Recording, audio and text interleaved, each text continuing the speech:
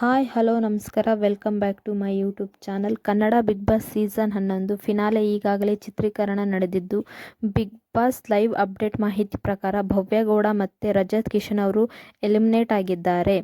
ಇವತ್ತು 6 ಗಂಟೆಗೆ ಕಲರ್ಸ್ ಕನ್ನಡ ಚಾನಲ್ನಲ್ಲಿ ಬಿಗ್ ಬಾಸ್ ಫಿನಾಲೆ ಪ್ರಸಾರವಾಗಲಿದೆ. ಇವತ್ತಿನ ಶನಿವಾರ ಎಪಿಸೋಡಲ್ಲಿ ಭವ್ಯ ಗೌಡ ಮತ್ತು ರಜತ್ ಅವರು ಬಿಗ್ ಬಾಸ್ ಮನೆಯಿಂದ ಔಟ್ ಆಗಿದ್ದಾರೆ. ಬಿಗ್ ಬಾಸ್ 6 ಜನ ಫೈನಲಿಸ್ಟ್ನಿಂದ ಭವ್ಯ ಮತ್ತು ರಜತ್ ಅವರು ಹೊರ ಬಂದಿದ್ದಾರೆ. ಬಿಗ್ ಬಾಸ್ ಮನೆಯಲ್ಲಿ ಮಂಜಣ್ಣ, ತ್ರಿವಿಕ್ರಮ್, ಹನುಮಂತ ಮತ್ತು ಮೋಕ್ಷಿತಾ ಅವರು ಇನ್ನೂ ಉಳಿದಿದ್ದಾರೆ. ಈ 6 ಜನ ಫೈನಲಿಸ್ಟಲ್ಲಿ ನಿಮಗೆ ಯಾವ ಸ್ಪರ್ಧಿ ಇಷ್ಟ ಮತ್ತು ಯಾರು ಗೆಲ್ಲಬೇಕು ಅಂತ ಕಮೆಂಟ್ ಮಾಡಿ. ಪ್ರಕಾರ ಬಿಗ್ ಬಾಸ್ ಸೀಸನ್ 11 ಹನುಮಂತ್ ಅವರೇ ಗೆಲ್ಲಬಹುದು.